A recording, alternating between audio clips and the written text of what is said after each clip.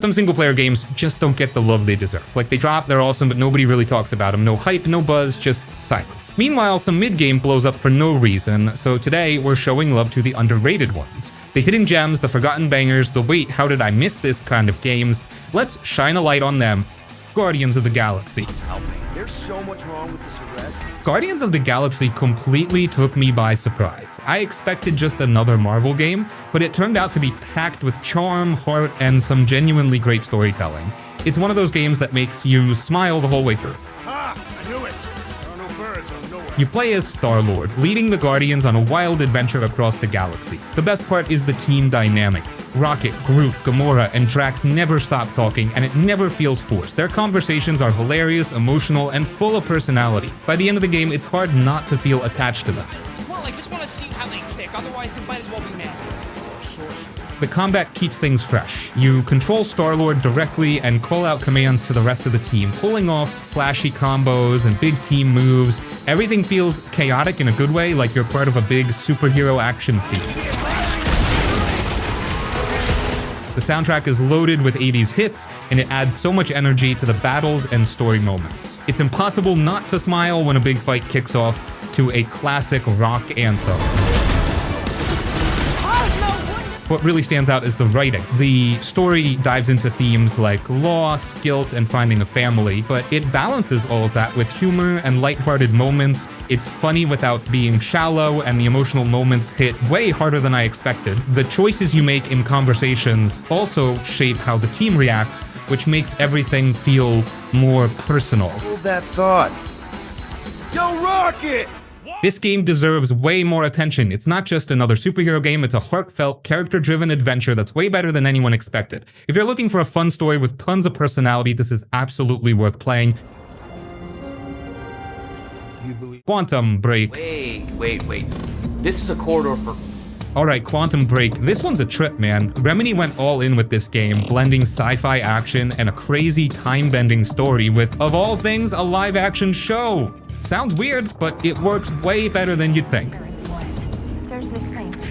So, you're Jack Joyce, just a regular guy who ends up with insane time powers after a science experiment goes sideways. The world is literally falling apart around you. Time is breaking, freezing, glitching, and you're stuck trying to stop it while also dealing with some very shady characters. It's big, cinematic, and full of wild twists that'll keep you hooked.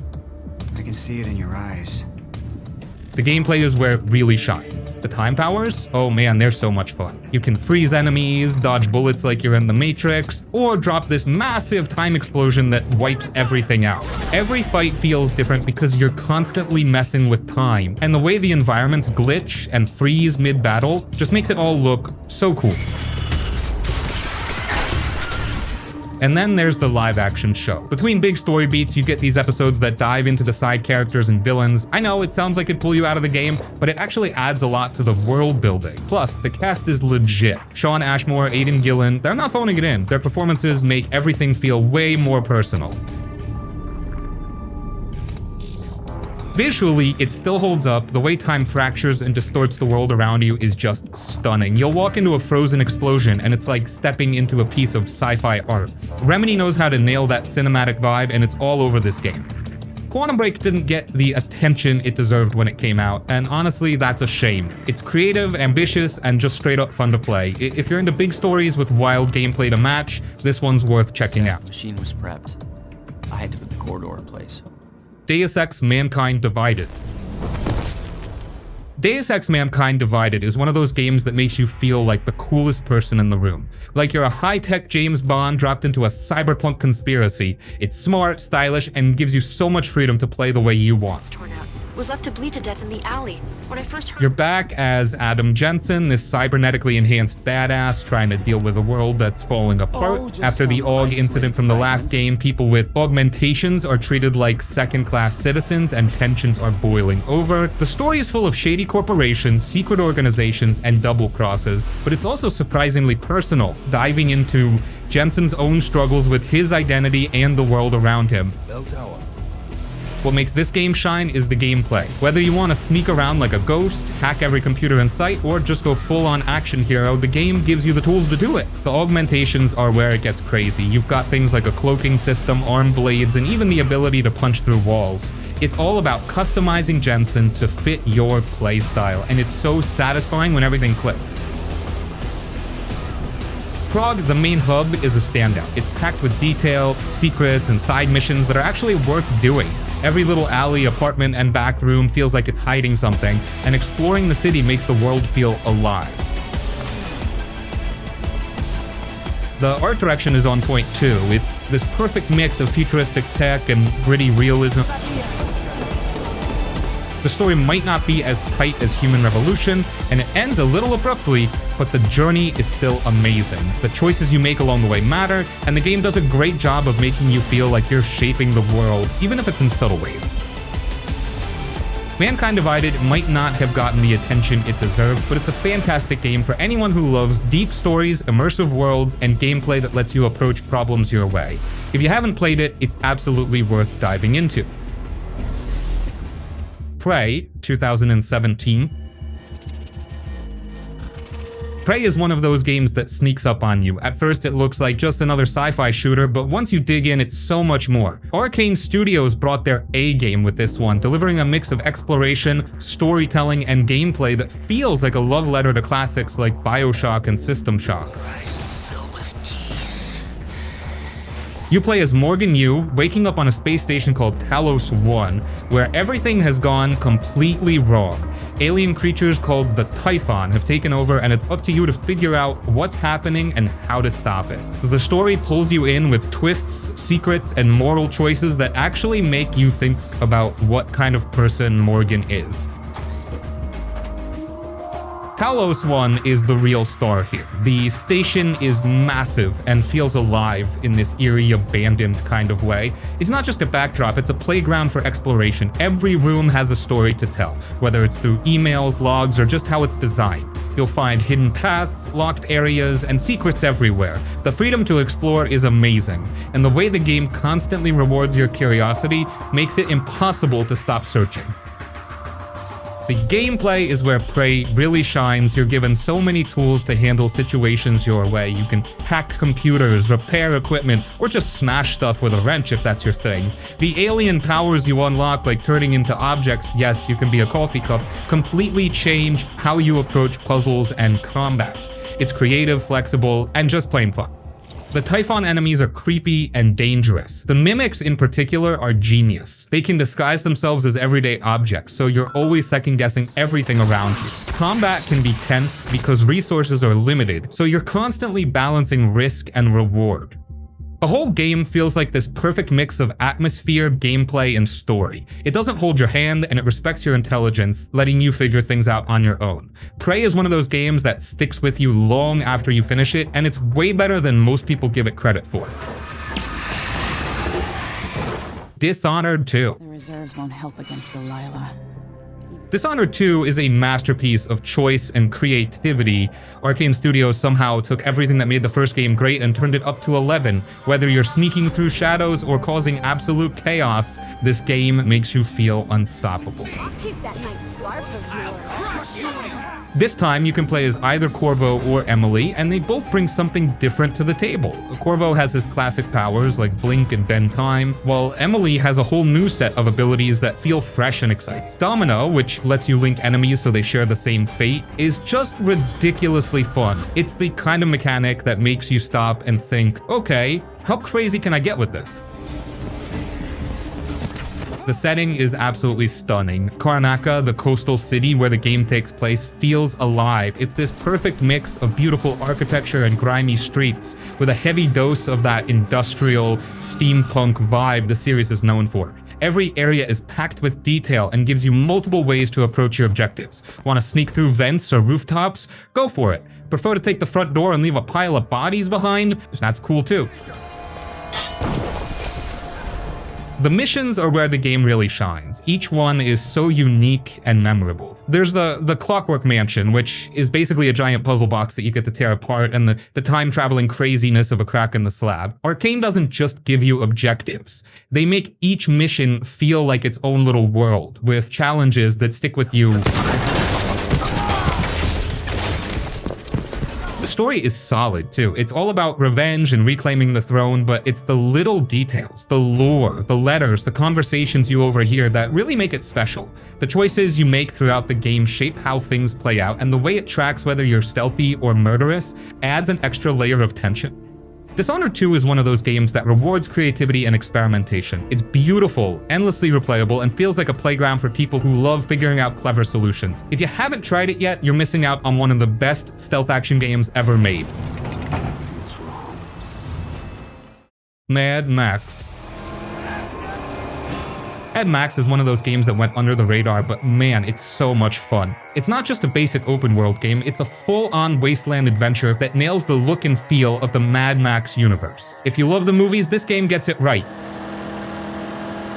You play as Max, wandering through a brutal desert wasteland filled with crazy warlords, deadly storms, and non-stop chaos. Your goal? Build the ultimate car, the magnum opus, and survive. The story isn't super deep, but it works because it keeps you focused on what really matters, the action.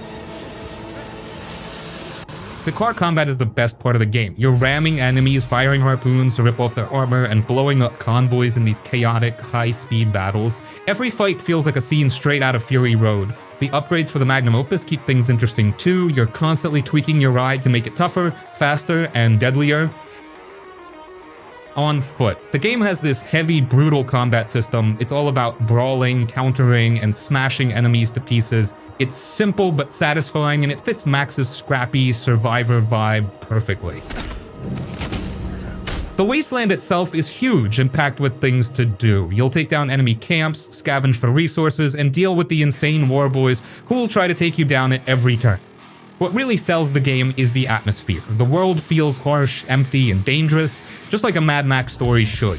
Sandstorms roll in out of nowhere, visibility drops to 0, and you're scrambling to survive. It's the kind of thing that makes the world feel alive, even though it's a barren desert. Mad Max might not reinvent the wheel, but it doesn't need to.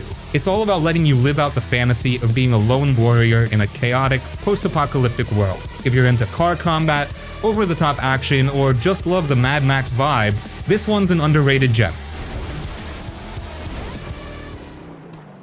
The Evil Within 2. The Evil Within 2 is a scary and exciting game about a dad trying to save his daughter. You play as Sebastian, who has to go back into a creepy, messed up world called STEM to rescue Lily. The story feels personal this time, and it makes you care about what's happening.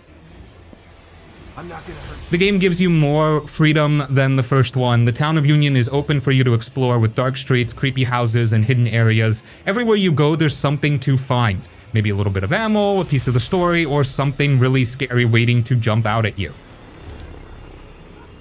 The way you fight and survive is a lot better this time. You can sneak around and take out enemies quietly or fight them head on if you have enough ammo.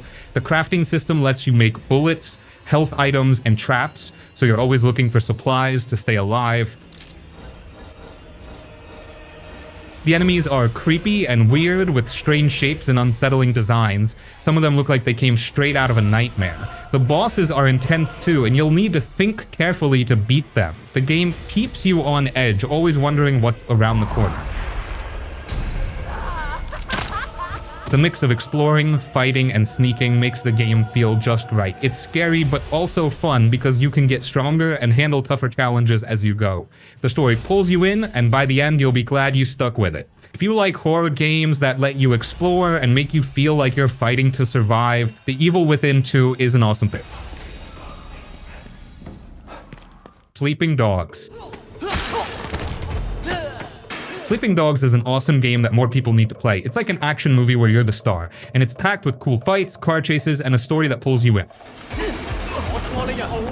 You play as Wei Shen, an undercover cop trying to take down a dangerous gang in Hong Kong. The story is intense, with lots of twists and moments that show Wei struggling to balance being a cop and fitting in with the gang. It makes you care about what happens to him. And you took over, right?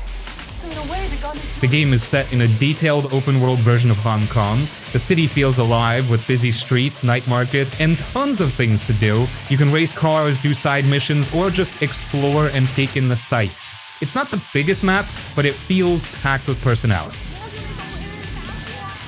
The combat is a big highlight. It's all about hand-to-hand fighting with smooth moves and cool counters that make every punch feel satisfying. You can grab enemies and use the environment like slamming someone into a phone booth or tossing them into a fish tank. It's so much fun. The driving is just as good. The car chases feel fast and action-packed, with the ability to jump between vehicles or take out enemies in style. There's also a lot of shooting, but the focus on martial arts and driving makes it stand out from other open-world games. Sleeping Dogs is one of those games that doesn't get talked about enough. It's exciting, the story is great, and the world feels unique. If you like games with action, drama, and a cool setting, this one is definitely worth playing. Wolfenstein 2: The New Colossus. Wolfenstein 2: The New Colossus is one of the most intense, over-the-top games out there. It takes everything you'd expect from a shooter, big guns, fast action, and adds a story that's surprisingly deep and emotional. You play as BJ Blazkowicz, a resistance fighter trying to take down the Nazi regime in an alternate timeline where they've won World War II. The old and the weak are doomed. The game picks up right after the first one, and BJ is not in great shape, but even with everything stacked against him, he keeps fighting. The story mixes wild, crazy moments with emotional scenes that make you care about BJ and the people he's fighting for. The shooting feels amazing. The guns are loud, powerful, and a blast to use. You can dual wield almost anything, making you feel unstoppable as you mow down enemies. The game lets you approach fights your way, go in guns blazing, or sneak around and pick enemies off one by one. Both ways feel great.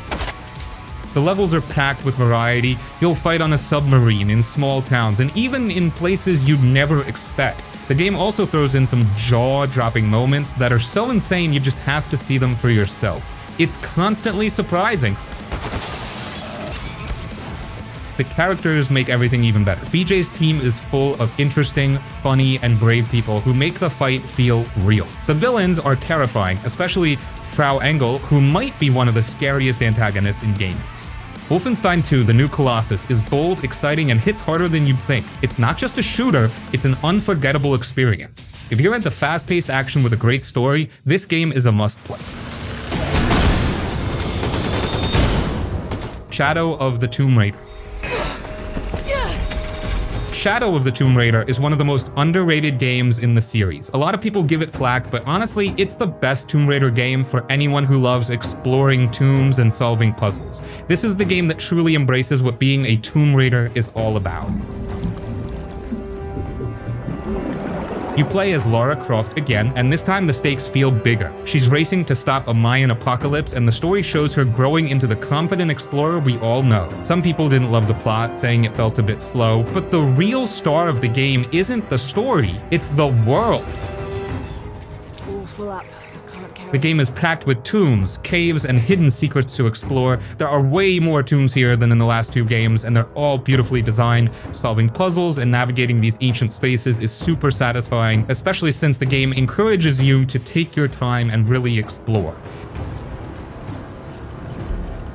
The visuals are stunning, the jungles are dense and alive, with wildlife and beautiful scenery everywhere you look. Exploring these environments feels like an adventure in itself. You're diving underwater, climbing mountains, and uncovering ancient ruins. It's the most adventure a Tomb Raider game has ever felt. Still standing after centuries of earthquakes and storms. Combat takes a bit of a backseat compared to exploration, but when you do fight, it feels intense. Lara can sneak through bushes, use traps, or go full-on action hero depending on how you want to play. It's not as combat heavy as the earlier games, which might be why some people weren't as into it, but for those who love the exploration side of Tomb Raider, it's perfect. If you're into tombs, puzzles, and beautiful open environments, Shadow of the Tomb Raider delivers. It might not get the love it deserves, but for fans of the series, it's the one that feels the most like classic Tomb Raider. Give it a chance, it's better than people say. The Order 1886. The Order 1886 is one of those games that got a lot of criticism when it came out, but it's way better than people give it credit for. It's not perfect, sure, but if you love games with an incredible atmosphere and a unique setting, it's absolutely worth checking out. The game is set in an alternate history London where you play as a member of an elite group called the Order. They're like knights, but with steampunk tech, fighting werewolves and other supernatural threats. The world feels rich and full of lore, with so much potential for more stories. Even though the game is short, it pulls you into its world right away. The visuals are stunning, even now. The level of detail in the environments, from the foggy streets of London to the high-tech weapons, is incredible. It feels like you're playing through a movie, which is both a strength and a weakness. Some people didn't like how linear it is, but if you're into cinematic experiences, it works really well. The combat is simple but fun. You've got a mix of standard guns and cool steampunk weapons, like a thermite rifle that lets you set enemies on fire. It's not super deep, but it's satisfying, and the big fights are intense. The game also throws in some stealth and quick-time events, which break up the action a bit. The main complaint people had was the length. It's a short game, and it doesn't have much replay value, which can be disappointing if you're expecting something huge. But if you go in knowing it's more about the story and the experience, it's a great time. Move forward! The Order 1886 might not have lived up to its full potential, but it's still a really cool game. The setting, the weapons, and the story all make it worth playing, especially if you're into steampunk or Victorian-style worlds. It's a short, stylish adventure that's better than people remember. Master, your mission to Whitechapel was to remain covert. Titanfall 2. Titanfall 2 is one of the best FPS games ever made, no contest. It didn't get the attention it deserved when it came out, but anyone who's played it knows it's a straight-up masterpiece. It's got a killer campaign, incredible gameplay, and some of the smoothest movement you'll find in any game.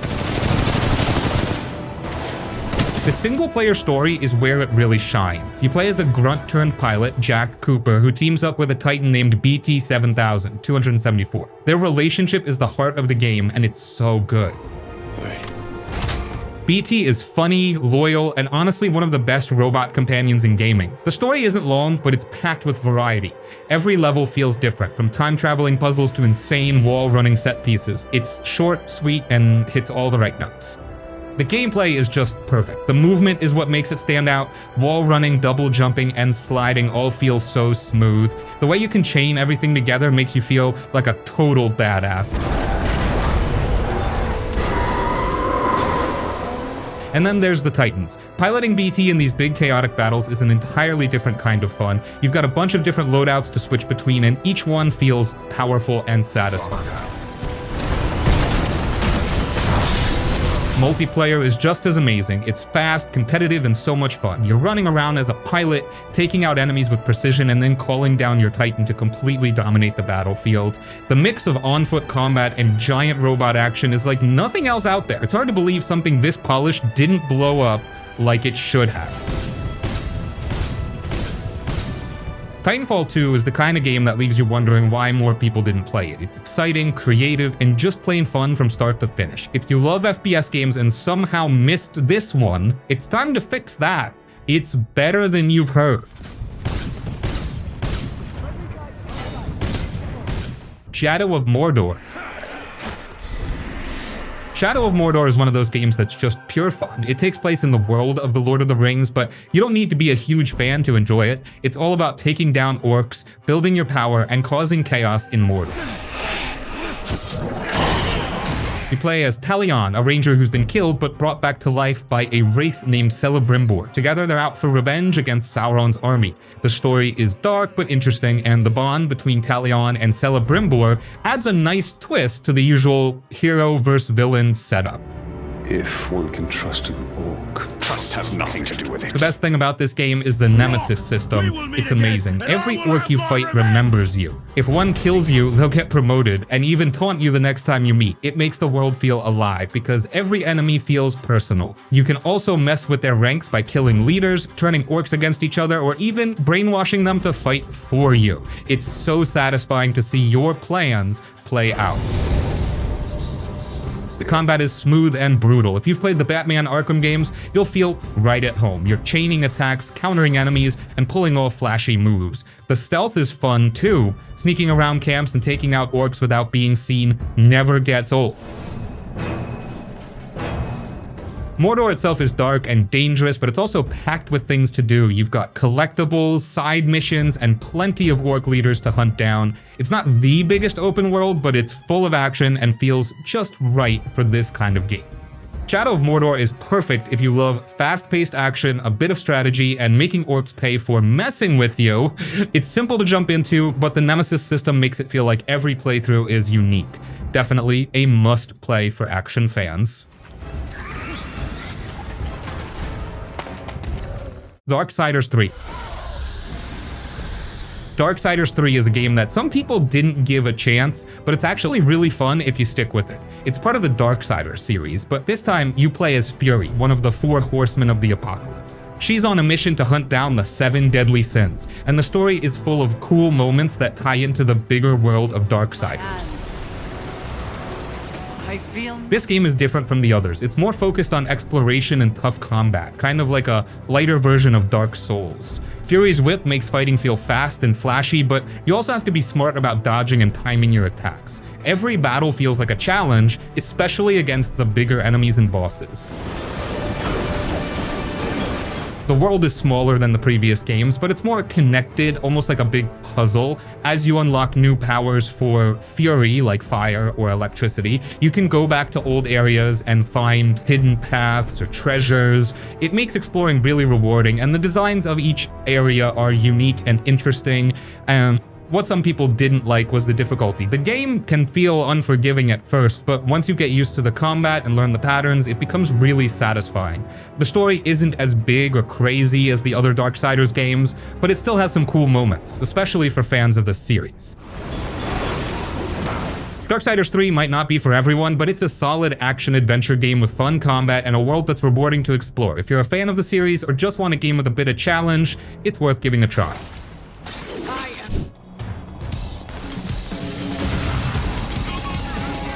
Infamous Second Son. Infamous Second Son is one of those games that still looks and plays like it just dropped yesterday. Seriously, this thing came out in 2014, but fire it up today, still gorgeous, still smooth, still an absolute blast to play. First off, the graphics is actually freaking insane. This was one of the first big PS4 games, and even now it looks better than half the stuff coming out today. The way neon lights glow in the rain, how fire and smoke swirl around you, it's all so damn pretty. And don't even get me started on Seattle. This city feels alive. Cars moving, people reacting to you, rain hitting the pavement. It's got that real lived-in vibe that makes just running around fun as hell. But man, the real magic is the powers. You play as Delsin Rowe, a rebellious punk who gets superpowers from touching other superpowered people. At first, it's just smoke. You're zipping through vents, dashing in midair, blasting people with freaking fire hands, but then you get neon, and suddenly you're sprinting up buildings like some kind of cyberpunk god. Then video powers, then concrete. Every ability feels completely different, and somehow they all feel ridiculously good to use. And man, the gameplay still holds up so well. Whether you want to be a hero saving civilians and keeping the city clean, or go full villain blasting cops and ruling with an iron fist, the choice is yours, and it actually matters. Your powers change, the story shifts, even people in the city treat you differently.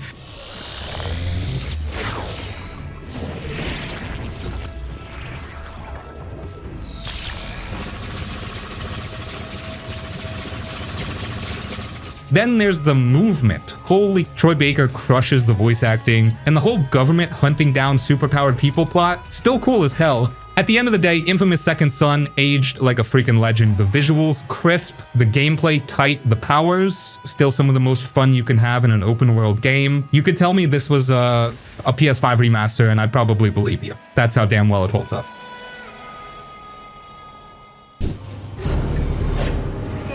Alien Isolation. First off, the atmosphere. This game doesn't just look like an Alien movie, it feels like one. The lighting, the old school tech, the eerie quiet of Sevastopol Station, it's pure vintage sci-fi horror. Every flickering light, every weird noise in the vents, every shadow moving in the corner of your eye, yeah, that's nightmare fuel. And then there's the alien itself. You ever play a horror game where the monster actually learns how to hunt you? Well, congrats, because this thing is smarter than half the people you know. It hears you, tracks you, cuts off your escape routes. You can hide under a desk. Cool. It might just crouch down and freaking look for you. You can run. Yeah, good luck with that. It'll hear you, and then you're dead. There's no safe zone here. And that's what makes the game so freaking tense. You're not some action hero with a big gun, you're just trying to survive. You have to be smart, quiet, and honestly lucky as hell. Every second feels like a gamble. Do you sprint for the next room, or do you hide in a locker and pray the alien doesn't hear your panicked breathing? This game makes you think about every little thing you do, and that's why it still holds up so well. But it's not just about the alien, the story is actually really solid too. You play as Amanda Ripley, Ellen Ripley's daughter, trying to figure out what happened to her mom. The mystery is actually interesting, and as you explore Sevastopol Station, you get to piece together what went wrong, and let's just say things went very wrong. And even after all these years, the graphics still look incredible. The lighting, the way fire spreads, the insane detail in every room, it all still looks top tier. There's no weird outdated animations or ugly textures to break the immersion. It's just pure sci-fi horror done right. So yeah, Alien Isolation aged like a friggin' masterpiece. The fear is still real, the game still looks amazing, and if you somehow haven't played it yet, strap in, turn off the lights, and get ready to scream, because this is still one of the scariest, most intense horror games ever made. Well, I used to live nearby. The Metro Last Light. Metro Last Light is the kind of game that just pulls you into its world and refuses to let go. It's dark, it's intense, and somehow, even after all these years, it still feels way ahead of its time. First off, the atmosphere is freaking insane. This isn't your typical post-apocalyptic world where everything is just dust and ruins. Nah, this is the Metro, the underground tunnels of Moscow, where the last scraps of humanity are barely hanging on. You've got flickering lights, dripping pipes, eerie silence. Everywhere you go feels like something could jump out at you, and when you finally step onto the surface, it's worse. The world is dead, toxic, and full of things that want to rip your face off. But what makes Last Light special isn't just the setting, it's how it plays. This is a shooter, sure, but it's not the kind of game where you just run around guns blazing. Bullets are valuable, your gas mask can break, and every fight feels like life or death. And those quiet moments where you're just sneaking through tunnels, hearing distant echoes and whispers in the dark, chills, man. Freaking chills. And the story, it's not just about survival. It's about hope, fear, and making impossible choices. You play as Artyom, a guy trying to do the right thing in a world where right barely exists anymore. Every faction in the Metro has their own agenda, and no matter what you do, you feel the weight of every decision. You're not just playing, you're living in this world.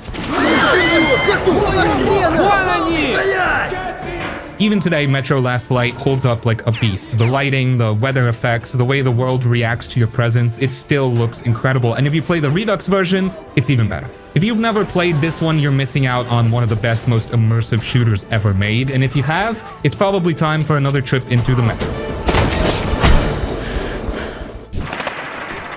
Spec Ops The Line. Spec Ops The Line is not what you think it is. You start the game expecting a typical military shooter, big explosions, slow-motion headshots, and some tough guy soldier dialogue. But then it pulls the rug out from under you, slaps you in the face, and asks, "Are you really the hero here?" You play as Captain Martin Walker, leading a small squad into a ruined, sandstorm-covered Dubai to track down a missing commander, Colonel John Conrad. At first, it seems like just another mission. Go in, find the guy, get out. But pretty soon, everything starts falling apart. The deeper you go, the worse it gets. The people you thought were enemies might not be. The things you're doing in the name of justice start feeling really freaking wrong. And by the time you realize what's happening, it's too late to turn back. Gameplay-wise, yeah, it's a solid third-person shooter. Cover, shoot, repeat, but let's be real, that's not why people remember this game. It's the story, the choices, the slow unraveling of everything you thought was true. It forces you into horrible situations where there are no good answers. And the worst part, you're the one pulling the trigger. There's one moment, the moment that hits like a truck. If you've played it, you know exactly what I'm talking about. If you haven't, brace yourself. This game doesn't hold your hand, it breaks you. And the thing is, Spec Ops The Line never glorifies war. It's not about being the badass action hero. It makes you question everything you've done. By the end, you don't feel powerful, you feel guilty, confused, maybe even sick. And that's the point. It's been over a decade, and no other military shooter has done what this game did. It's bold, it's brutal, and it's one of the most unforgettable stories in gaming. If you haven't played it, don't go in expecting Call of Duty. Go in ready to see just how far a game can push you. Just Cause 2. Just Cause 2 is pure, unfiltered chaos in video game form. It doesn't care about deep storytelling, emotional character arcs, or serious drama. It cares about one thing: blowing stuff up in the most ridiculous ways possible. And honestly, that's freaking beautiful. You play as Rico Rodriguez, a one-man army with a grappling hook, an unlimited supply of parachutes, and absolutely zero regard for the laws of physics. Your mission? Overthrow a corrupt dictator on the massive island of Panau. How do you do it? By causing as much destruction as humanly possible. Blow up fuel depots, hijack helicopters, crash planes into radio towers. The bigger the explosion, the better. And let's talk about that grappling hook. This thing is a game changer. You can hook onto cars, buildings, helicopters, enemies, you name it. Attach a bad guy to a gas tank and shoot it. He rockets into the sky like Team Rocket. Grapple onto a plane mid-flight. Now you're the pilot. The game basically asks, what insane stunt do you want to pull off? And then lets you freaking do it. The world of Panau? Absolutely massive. Jungle, desert, snowy mountains, bustling cities, it's all here. And because Rico has infinite parachutes and the best grappling hook in gaming history, you don't even need roads. Screw driving, just fling yourself across the island like an action movie legend. Just Cause 2 is one of those games where you boot it up, start messing around, and suddenly it's 5 hours later. It's pure mayhem, pure fun, and it never takes itself too seriously. If you just want to cause destruction, pull off impossible stunts, and make Michael Bay movies look boring, this game is a freaking masterpiece. Days Gone. Days Gone kind of flew under the radar when it first came out, but man, it deserves more love. It's one of those games that just pulls you in once you give it a chance. You play as Deacon St. John, a rough-around-the-edges biker living in a post-apocalyptic Oregon overrun by freakers, basically super aggressive zombie-like creatures.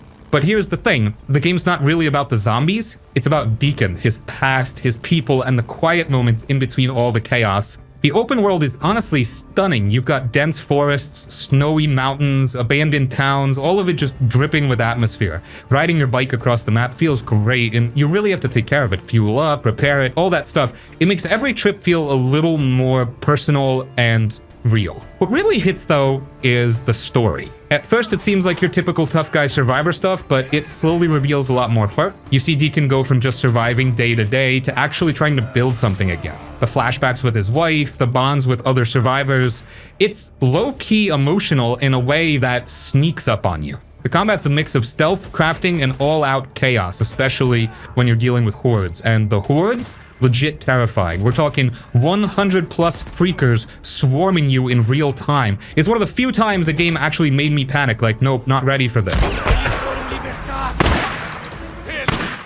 It's not perfect, there's some jank here and there, and the pacing can be slow early on, but if you stick with it, Days Gone delivers a really solid, underrated open world story with heart, tension, and a ton of memorable moments.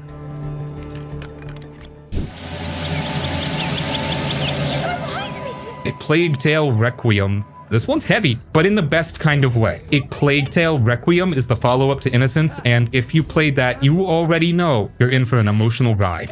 You're back with Amicia and her little brother, Hugo, just trying to survive in a world that's falling apart. There's a plague, there's war, there's literal waves of rats everywhere, and somehow these two kids are right in the middle of it. Misha's a total badass in the most realistic way. She's not a superhero, she's just a big sister doing everything she can to protect her brother.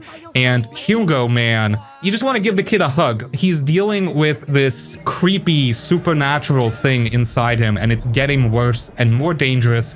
And yeah, it's intense. The gameplay is mostly stealth with a bit of combat and puzzle solving mixed in.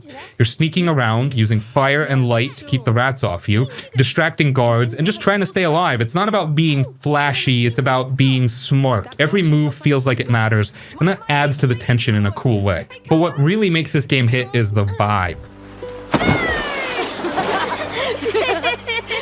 The world is gorgeous and messed up at the same time. One second you're walking through a sunny field, the next you're wading through destruction. The music is haunting, the voice acting is on point, and the story just keeps you hooked the whole way through. It's emotional, it's raw, and it's got heart. If you're into games with strong characters and real storytelling, A Plague Tale Requiem is one of those games you won't forget. The gate is closed, Captain. What do we do? Let me see. Detroit Become Human. This game is a bit different from your usual video game. It's more like an interactive movie, really. You're not just shooting stuff or jumping around, you're making choices that actually change the story. You play as 3 different androids in Detroit, and their stories are all connected. There's Connor, who's this police android. He's programmed to hunt down other androids that have become deviant, which means they've started to develop feelings. Then there's Marcus, who becomes the leader of a whole android revolution, fighting for their rights. And finally, there's Kara, who's an android trying to protect a little girl from her abusive owner. So you're juggling these 3 different perspectives, and they all have their own struggles. What's really cool about Detroit is how much your choices matter. Even small decisions can have a big impact on what happens later. Characters can live or die depending on what you do, and there are tons of different endings. It really makes you think about the choices you're making because they have real consequences. It's not just about getting to the end, it's about how you get there. He saved us. Quick, run! The game looks amazing too, the graphics are really detailed and the actors do a great job. The motion capture and voice acting are top-notch, so the characters feel really believable. It's almost like you're watching a movie, but you're also in control of what happens. It's a very cinematic experience. It's not going to be everyone's cup of tea. If you're looking for a fast-paced action game, this probably isn't it. But if you enjoy story-driven games with meaningful choices and you like to ponder philosophical questions, then Detroit Become Human is definitely worth checking out. God. Any idea where the pharmacy keys might be? The Telltale Walking Dead Season 1. Man, this game, it's not just a zombie game, it's a story. A really, really good story. It's a point-and-click adventure game, which might sound a bit old school, but trust me, it's something special. You play Lee Everett, he's got a pretty messed up past, and then boom, zombie apocalypse. And on top of that, he ends up having to look after this little girl, Clementine. What makes this game so powerful is the relationship between Lee and Clementine. It's like a father-daughter thing, and it's incredibly emotional. You genuinely care about Clementine. You want to protect her, you want to teach her, and you feel responsible for her, and the choices you make as Lee directly affect how Clementine grows and how she sees the world. It's a huge weight on your shoulders as a player, and it makes the whole experience so much more impactful. It's not just about surviving, it's about shaping Clementine's future. The story itself is just, wow, it's gripping, it's unpredictable, and it's full of twists and turns. You never know what's gonna happen next, and the characters are so well developed. It's not just about the zombies, it's about the people, how they react to this insane situation, how they deal with loss, how they try to survive. It's a very human story, even though it's set in a world full of undead. It explores some pretty heavy themes like morality, survival, and what it means to be a good person in a bad situation. The gameplay is pretty simple. You mostly make choices in dialogue and during quick-time events. But those choices, they have real consequences. They change the story, they affect the characters, and they determine the ending. It really feels like your decisions matter, and that makes the game so much more engaging. You're not just watching the story unfold, you're actively shaping it. Son of a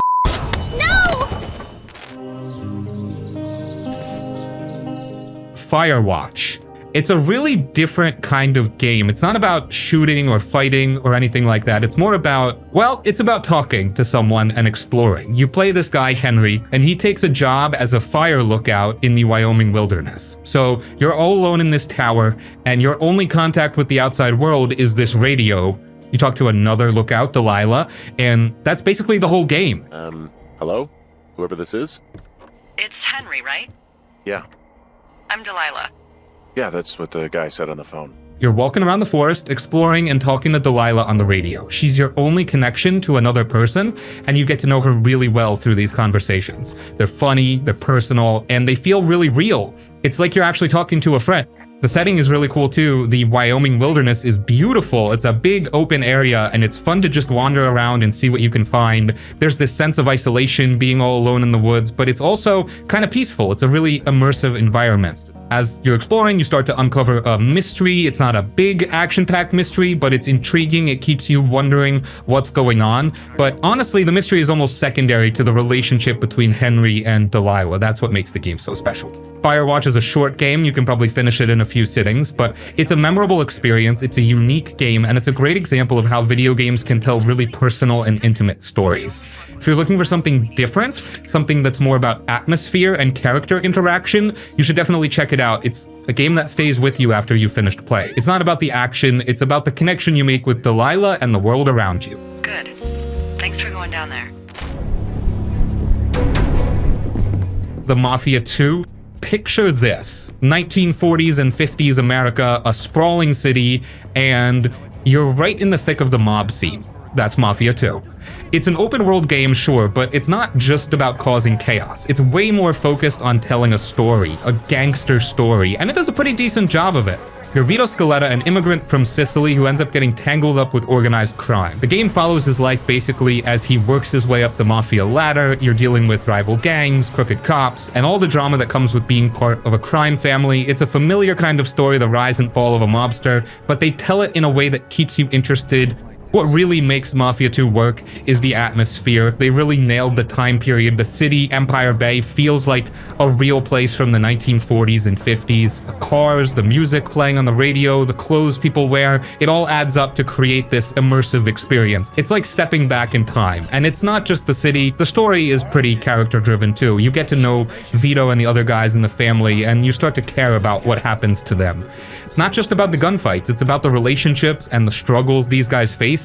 The gameplay is a mix of a few things. You're driving around the city, which is actually pretty fun, especially when you're listening to the period-appropriate radio stations. There's shooting, which is your standard third-person shooter stuff, but it gets the job done. And then there's some hand-to-hand combat, which is, okay, it's not the most innovative gameplay you'll ever see, but it's serviceable.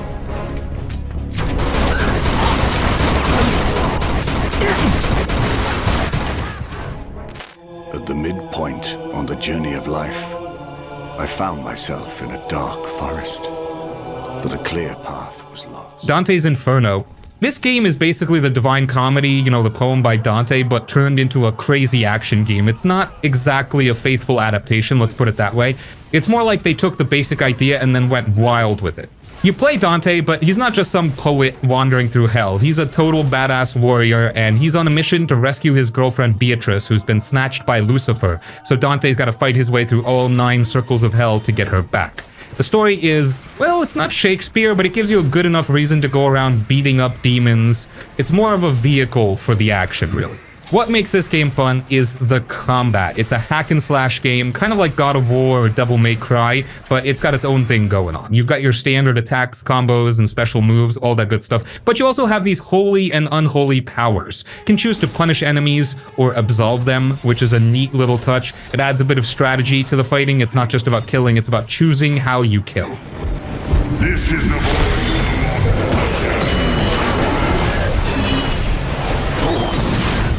And the visuals, they're pretty intense. Hell is depicted as this totally messed up, grotesque place. Think twisted creatures, disturbing imagery, and just general creepiness. It's definitely not a game for kids or anyone who's easily offended, but it fits the theme, right? It's hell, it's supposed to be awful. The art style is really distinctive, and it definitely adds to the game's atmosphere.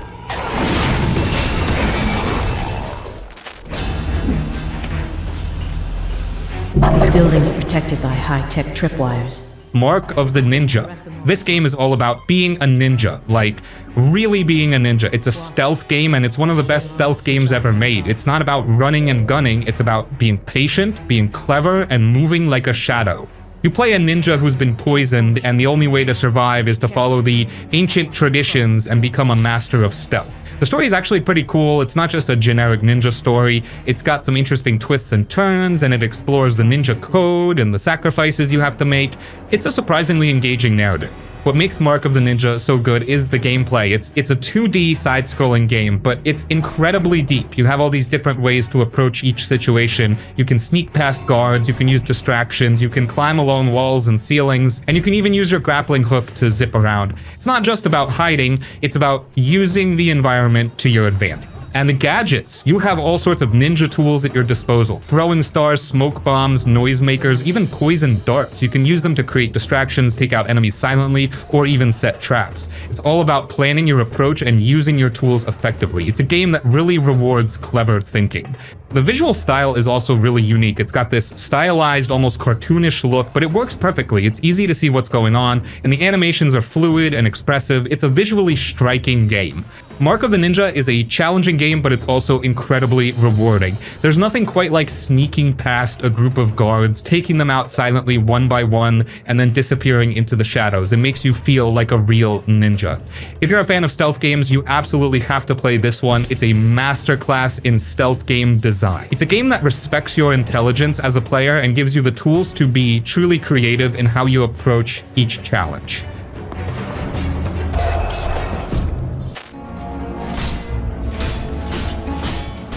Ryse Son of Rome. Ryse Son of Rome is a short but epic action game that makes you feel like a true Roman warrior. It tells the story of Marius Titus, a soldier fighting to protect Rome and avenge his family. The game is full of massive battles, brutal sword fights, and stunning graphics that still look amazing today. The combat is simple but fun. You use swords and shields to fight, blocking attacks and countering enemies in fast, brutal fights. The game has cinematic executions where you finish enemies with cool, slow-motion moves. Every battle feels intense, especially when you're surrounded and have to time your attacks perfectly.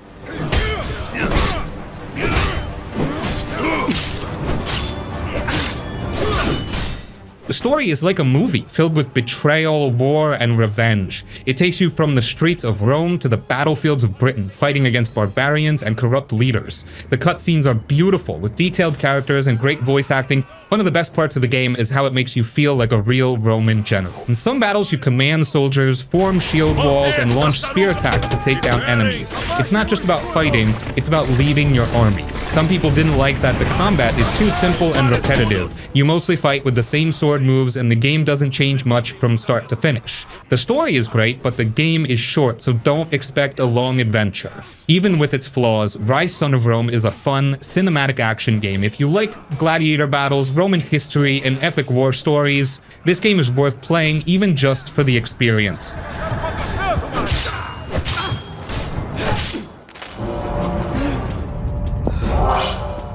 Remember Me. There's something special about Remember Me. It's a game that pulls you into a beautiful but broken version of the future, Neo Paris, a city where memories aren't just personal thoughts anymore, they're a product, controlled, sold, and erased by powerful corporations. You play as Neelan, a memory hunter with the ability to break into people's minds and rewrite their pasts.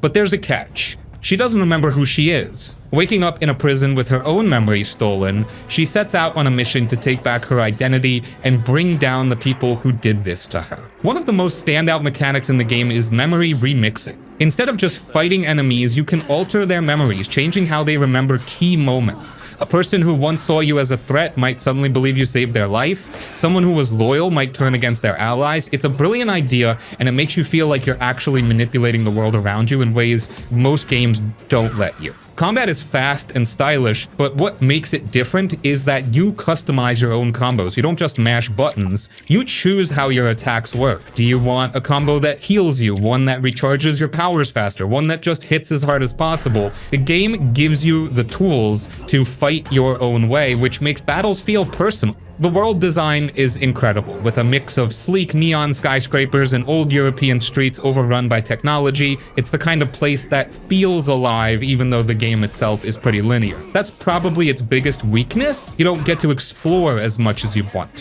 When Remember Me came out, it didn't get the love it deserved. Some people thought the story didn't go deep enough, and others felt the combat could have had more variety. But looking back, it was a game way ahead of its time. It gave us a vision of the future that feels more relevant than ever, and it took risks that most games don't. If you like sci-fi, strong stories, and fresh gameplay ideas, this is one of those hidden gems that's worth experiencing. It might not be perfect, but it's a game that stays in your head long after you've played it.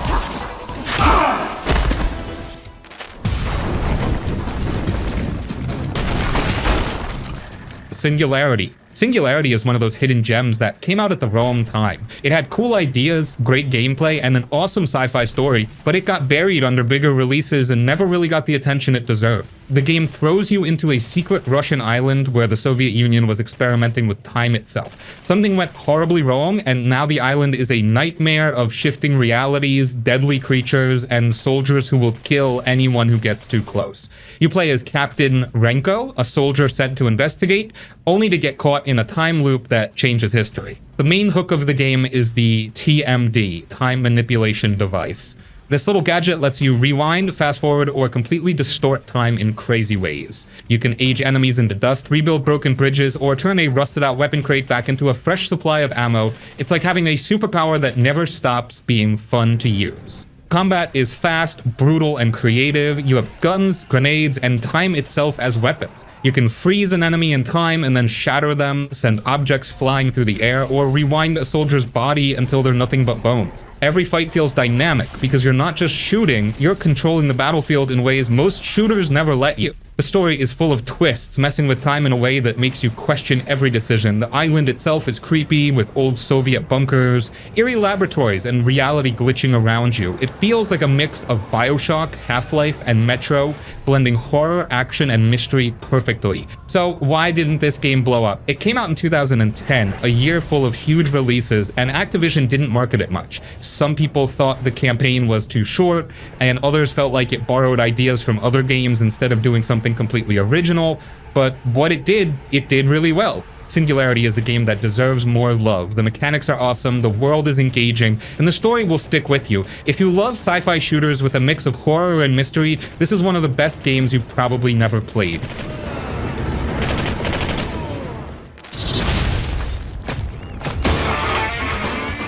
Metal Gear Rising: Revengeance. Some games want you to think carefully, plan your attacks, and take your time. Metal Gear Rising: Revengeance is not one of those games. This is a game where you slice enemies into tiny pieces at lightning speed, pull off insane acrobatics, and fight bosses that are so over the top, they make action movies look boring. You play as Raiden, a cyborg ninja with a high-frequency blade that can cut through anything, and I mean anything. Enemies, walls, cars, even entire buildings. The combat is fast, stylish, and brutal, built around parrying attacks instead of blocking or dodging. If you master the parry system, you feel unstoppable, taking down massive enemies without breaking a sweat. The best part? Blade mode. Time slows down, and you get to manually control every slice of your sword, turning enemies into shredded metal confetti. It's one of the most satisfying mechanics in any action game, and it never gets old. The story? Absolutely insane. This is a Metal Gear game, so there's a mix of political drama, insane villains, and philosophy about war, technology, and free will.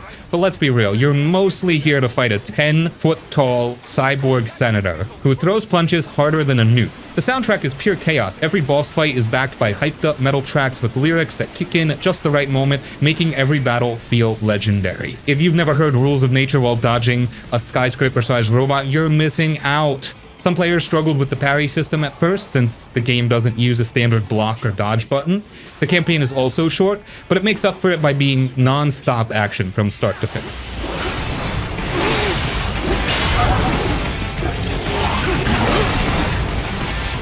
To continue alone would be foolish.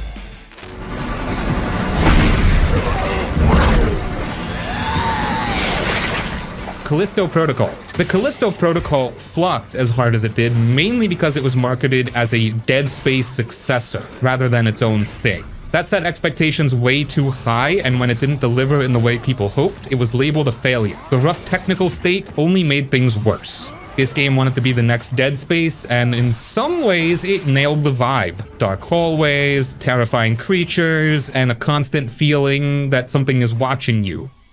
But when it launched, it got mixed reviews, and a lot of players wrote it off too quickly. The truth? The Callisto Protocol is a solid horror experience, even if it's not perfect. You play as Jacob Lee, a cargo pilot who crash lands in Black Iron Prison, a high-security facility on Jupiter's moon. Things immediately go wrong, the prisoners are mutating into horrifying monsters, the guards are dead, and something far worse is hiding beneath the surface. From the moment you step inside, the game never lets you feel safe. The biggest thing that makes the Callisto Protocol stand out is the combat. It's not a traditional shooter like Dead Space. This game is all about close quarters brutality. You're dodging attacks, countering enemies, and smashing skulls with your stun baton in fights that feel raw, violent, and intense. When you finally get guns, they're slow and powerful, making every shot feel important. Visually, this game is incredible. The lighting, the detailed environments, and the creature designs all make the world feel real and terrifying. The sound design adds to the tension. You hear creatures skittering in the vents,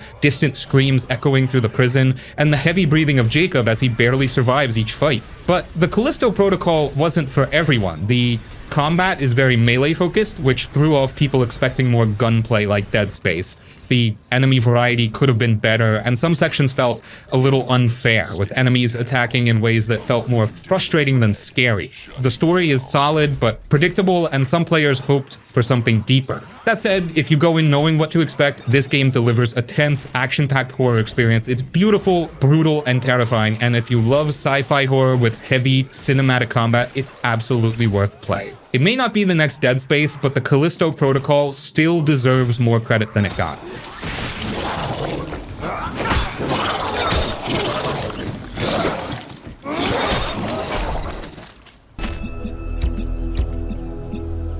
The Talos Principle 2. So the Talos Principle 2 is one of those rare puzzle games that doesn't just test your brain, it straight up makes you question reality. If you played the first game, you already know the vibe. Mind-bending logic puzzles mixed with deep philosophical storytelling. But this one, it takes everything the original did and expands on it in the best way possible. First off, the puzzles. Oh man, these are some of the smartest, most rewarding challenges I've seen in any game. They start off simple, moving lasers, redirecting beams, stacking objects, but before you know it, you're juggling multiple mechanics at once, solving massive multi-stage puzzles that make you feel like a genius when you finally crack them. And the best part? They're never unfair. The game gives you all the tools, all the clues, you just have to put the pieces together. No cheap frustration, just pure aha moments. But here's the thing, the Talos Principle 2 isn't just about puzzles, the story is insanely good. You're in this world where humanity is gone, and all that's left are these advanced AI beings trying to figure out what it means to exist. Like, imagine if robots had to build their own civilization while also grappling with existential dread. The game constantly throws these deep, thought-provoking questions at you about free will, identity, consciousness, but it never feels like a lecture. It's just naturally woven into everything you do. Is brave enough to answer its call. We await you upon our island. And let's talk about the world. This game is gorgeous. Every location has this dreamlike, almost surreal beauty to it. Ancient ruins, futuristic cities, these massive open landscapes that make you stop and just soak it all in. It's not just some sterile puzzle game where you move from one test chamber to the next. This is a full-blown, open-ended journey where exploration actually matters. Easily one of the best puzzle games in years. A 10 out of 10, no question. The Outer Wilds. This game is something else. It's hard to even describe it without spoiling anything, which is tough because the less you know going in, the better, but I'll try. It's a game about space and time and loops. You're an astronaut exploring a solar system, but it's not like any solar system you've seen before. Everything's changing, everything's on a timer, and you're stuck in a 22-minute loop. So you've got to figure things out fast. You're exploring planets, reading ancient texts, trying to piece together what's going on. And every time the loop resets, you start over, but you keep what you learned. It's like Groundhog Day in space. The cool thing is, it's all about discovery. The game doesn't hold your hand, it just gives you this world and says, go explore. And you do. You follow clues, you make connections, and you slowly unravel this mystery. It's incredibly satisfying when you finally figure something out. The planets are all unique too. They're not just generic space rocks. They've got their own quirks, their own secrets, and the way they change over time is mind-blowing. It's like the whole solar system is alive. It's not a combat game, really. It's more about exploration and puzzle solving. You're using your brain, not your reflexes. And the story, it's a really good story. It's about the nature of time and the universe and what it means to be alive. It's deep, but it's also fun. Attack. Yakuza-like, a dragon, Gaiden. Okay, so this is a bit of a different beast, even for the Yakuza series, which is already pretty wild. This isn't a mainline Yakuza game, it's more of a spin-off, a side story, focusing on Kiryu, the series' longtime protagonist. But he's not the Kiryu you're used to. He's lost his memory, or he's pretending to, it's a whole thing. He's going by a different name, Joryu, and he's basically trying to lay low, trying to stay out of trouble, which for Kiryu is basically impossible. The game takes place between Yakuza 6 and Yakuza Like a Dragon, so it's filling in a gap in the story, showing what Kiryu was up to during that time. And it's a pretty important gap because it sets up some stuff for later games. gameplay-wise, it's still Yakuza. So you've got your brawling, your mini-games, your crazy side quests. But it's a little different this time around. Kiryu's fighting style is a bit more refined, I guess you could say. He's got some new moves, some new abilities, and he's just generally a badass. As always, the story is interesting. It's not as epic as some of the other Yakuza games, but it's still a good story. It's more personal, more focused on Kiryu's internal struggles. He's trying to figure out who he is, what he wants, and what he's willing to do to protect the people he cares about.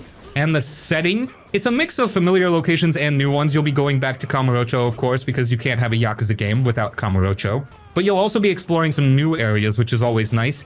Yakuza Like a Dragon Gaiden is a shorter game than the mainline Yakuza titles. It's more of a focused experience, a smaller story that fits into the larger Yakuza universe. It's not essential to understanding the main plot, but it's a good way to spend some time with Kiryu and see what he's been up to. If you're a Yakuza fan like me, because this entry in the series has become one of my most favorite, you'll probably enjoy it too. It's a solid entry in the series, even if it's not the biggest or the most groundbreaking. It's just Kiryu being Kiryu, and sometimes that's enough. Or Hanama-san's. Ori and the Will of the Wisps. This one is, it's just, wow. Visually, it's stunning. Like, seriously, it's one of the prettiest games I've ever seen. It looks like someone painted it and then it came to life. The colors are bright, the world is lush, and everything just moves so smoothly. Ori, the little creature you play as, he's so graceful, it's mesmerizing to watch him jump and dash around.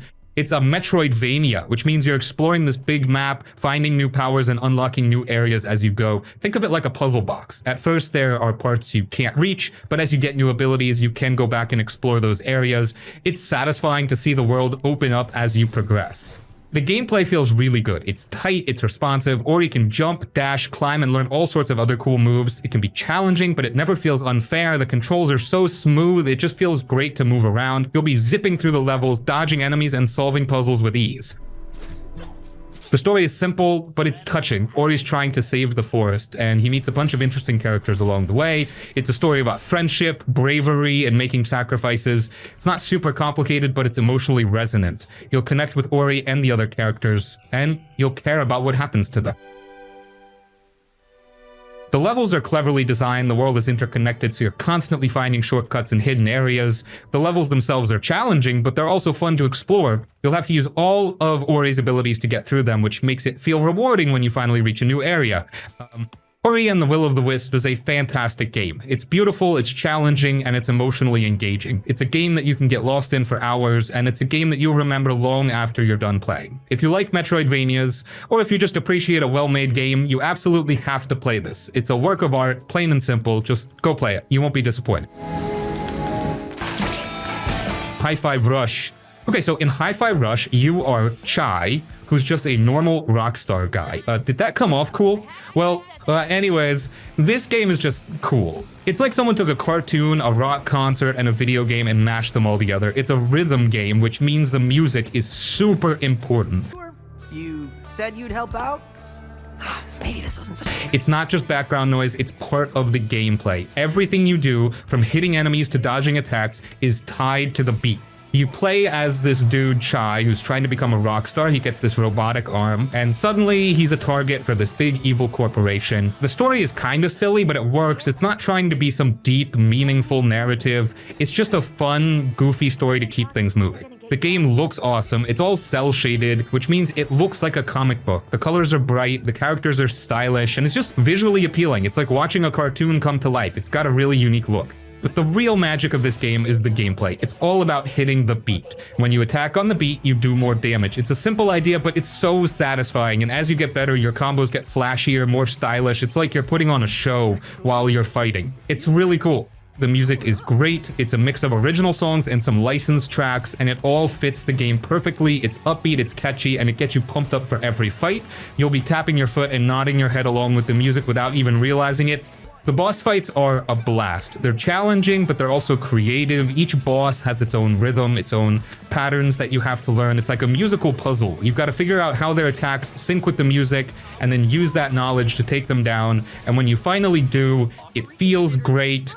Hi-Fi Rush isn't a super complicated game. It's not trying to be some deep strategic RPG. It's just trying to be fun, and it nails it. It's a game that you can pick up and play for a few minutes or a few hours, and you'll always have a good time. It's energetic, it's stylish, and it's just pure, unadulterated fun. If you're looking for something different, something that's not your typical action game, then definitely give this a try. It's a refreshing change of pace, and it's guaranteed to put a smile on your face. It's just a good time, plain and simple.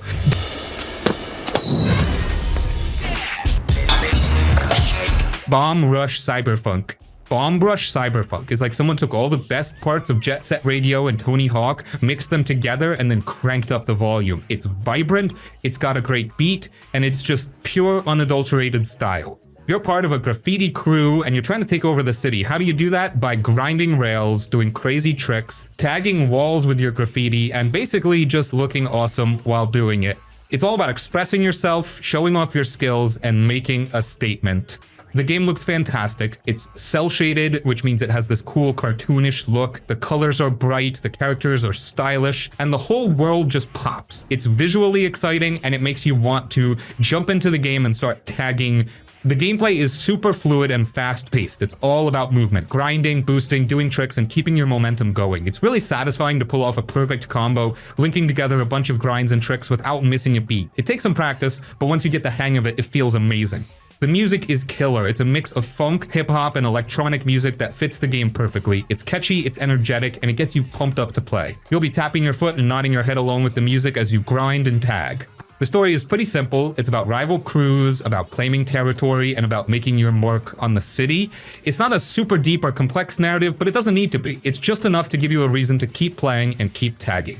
Bomb Rush Cyberfunk is all about the vibe. It's about looking cool, feeling cool, and doing cool stuff. It's a game that doesn't take itself too seriously. It's just pure fun, like Hi-Fi Rush. If you're looking for a game that's stylish, energetic, and just a blast to play, then you should definitely check this out. It's a breath of fresh air, a game that's all about expressing yourself and having a good time. It's like a shot of adrenaline, a game that will leave you feeling hyped and ready to go. Seriously, give it a try. You might just find your new favorite game.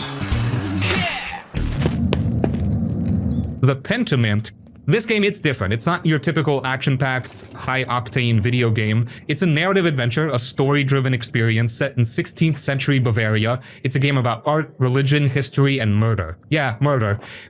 You play as Andreas Mauler, a journeyman artist working in a scriptorium. You're basically helping to create illuminated manuscripts, those fancy hand-painted books from the Middle Ages. But then a murder happens and you get caught up in the investigation. The game's art style is really unique. It's inspired by those illuminated manuscripts with a flat, two-dimensional look. It's like the game itself is a living piece of art. And the way the text appears on screen like it's being written by hand is a really cool touch.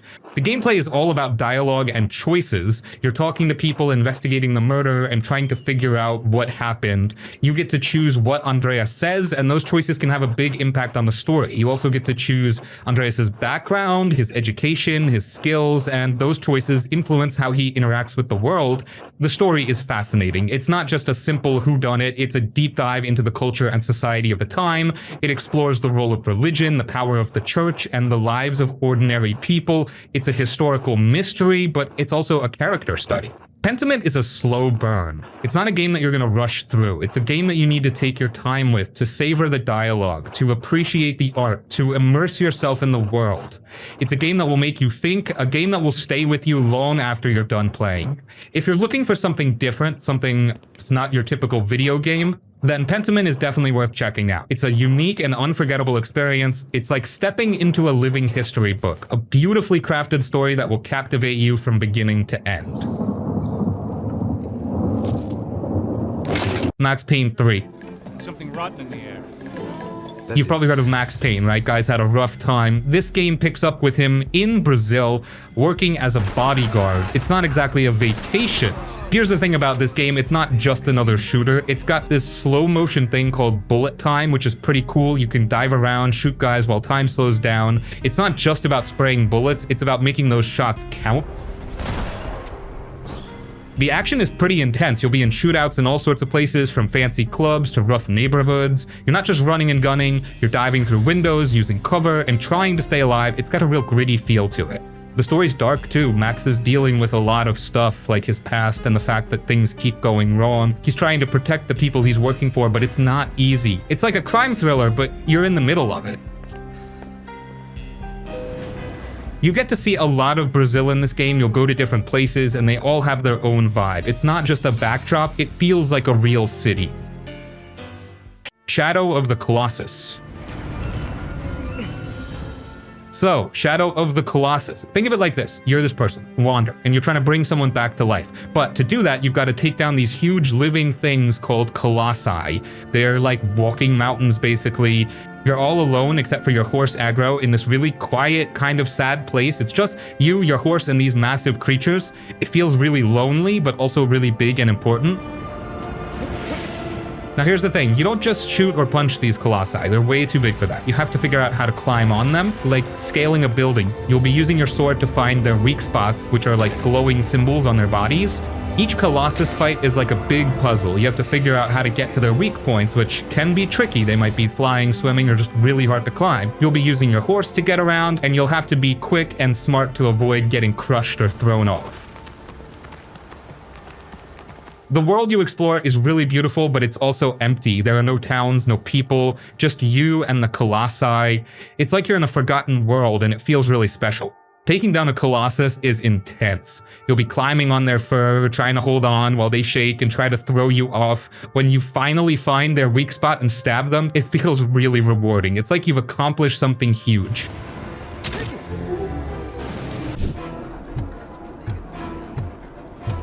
Robocop, Rogue City. You play as Alex Murphy, a Detroit cop turned cybernetic crime fighter tasked with cleaning up the city's violent underbelly. The story fits perfectly into the Robocop universe, with dark satirical themes about corporate greed, corruption, and the line between man and machine. You'll face ruthless gangs, shady corporations, and corrupt cops, all while piecing together a larger conspiracy. The narrative is surprisingly well written. It's not just a mindless action fest, it dives into Murphy's fading humanity. You'll see glimpses of his past life, wrestle with what's left of his emotions, and face moral choices that actually impact the story. Whether you play as a by-the-book cop or dish out brutal street justice, I assist you, officer.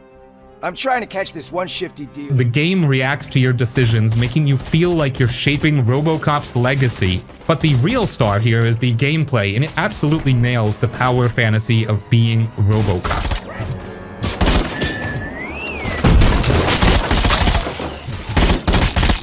You move like a walking tank, slow, deliberate, but practically unstoppable. You can shrug off bullets, punch enemies through walls, and obliterate entire gangs with pinpoint accurate headshots. The game captures that mechanical, powerful feel perfectly, making you feel like a relentless force of justice. The gunplay is incredibly satisfying. Robocop's signature Auto 9 pistol tears through enemies with brutal precision, and you can slowly upgrade it with explosive rounds, piercing shots, and rapid-fire mods, turning it into an absolute handheld cannon. You'll also get to use heavier weapons like shotguns, machine guns, and even grenade launchers, but nothing beats the sheer fun of landing perfect Auto 9 headshots and watching enemies crumble under the firepower. But Rogue City isn't just mindless shooting. It surprisingly mixes in detective elements and RPG-style decision-making.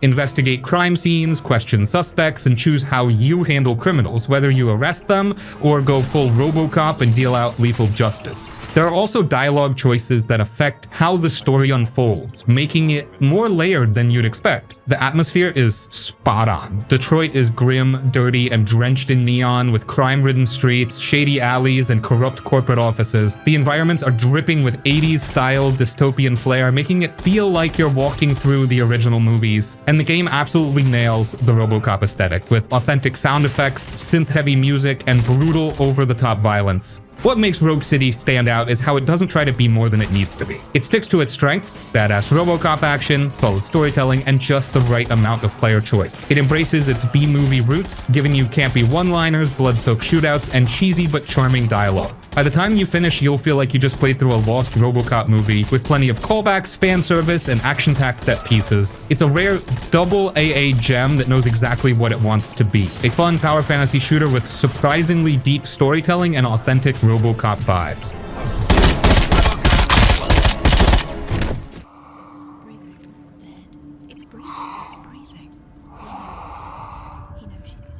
Hellblade: Senua's Sacrifice. Hellblade: Senua's Sacrifice is one of the most haunting and powerful games you'll ever play. It's dark, beautiful, and genuinely disturbing, but not in a cheap jump scare way. This is psychological horror done right, and by the end, you'll probably feel like you need to lie down for a bit.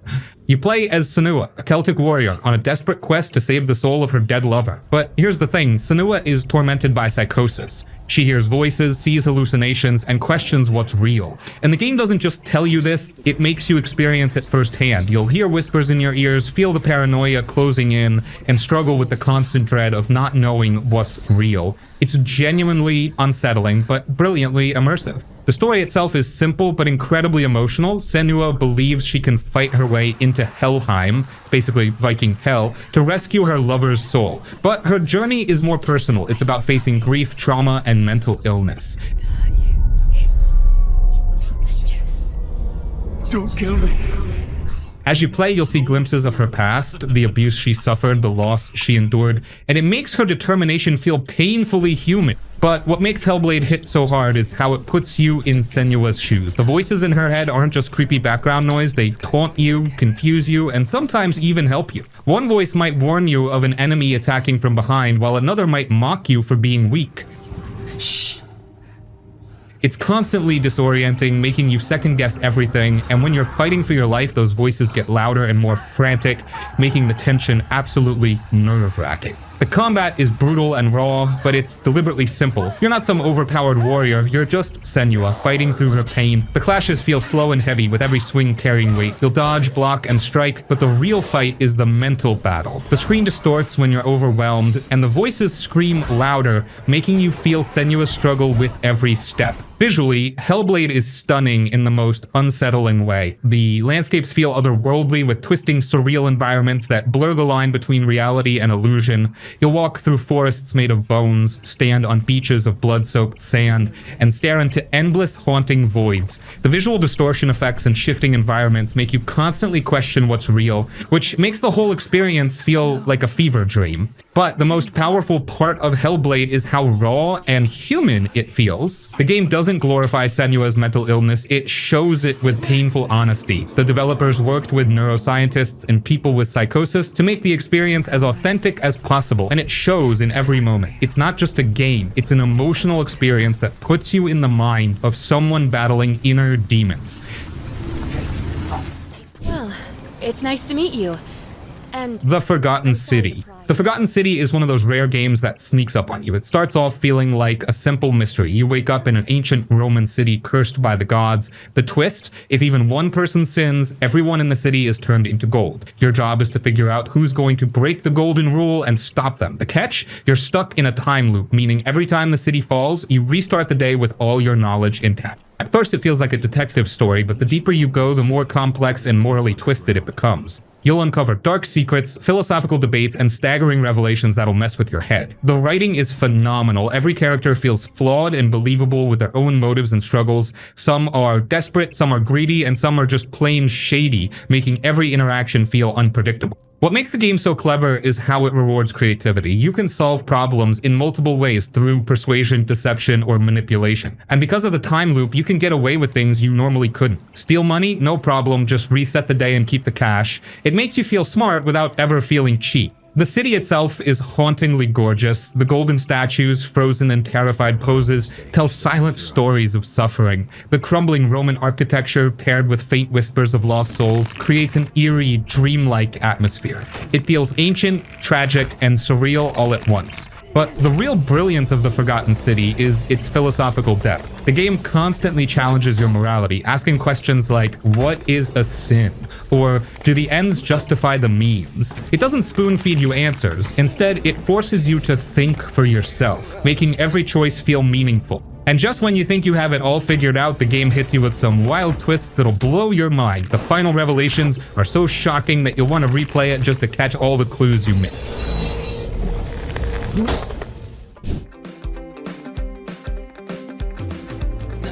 Life is Strange 2. You play as Sean Diaz, a regular 16-year-old kid whose life gets flipped upside down in the worst way possible. One moment he's hanging out with his little brother Daniel, and the next their dad is shot by a cop. It's brutal, sudden, and it forces Sean and Daniel to run away. But here's the twist. Daniel has telekinesis. Yep, the kid can move objects with his mind, which is super cool, except when he accidentally causes chaos. The game isn't about superhero powers though, it's about the bond between the brothers. You spend the whole game traveling from town to town, trying to stay hidden while finding your way to Mexico, where you hope to start a new life. And because Daniel is still a kid, he learns from everything you do. If you steal food, he'll think it's okay to take what he wants, but if you choose kindness, he'll grow up believing in compassion. Your choices don't just affect you, they shape Daniel into the person he becomes. And man, it gets heavy. You'll meet strangers who offer kindness and others who treat you like dirt just because of who you are. The game isn't afraid to get real. It tackles racism, immigration, and police brutality. You'll feel how unfair the world can be, especially for two kids just trying to survive. But it's not all depressing. There are some beautiful moments too, like when the brothers camp out under the stars,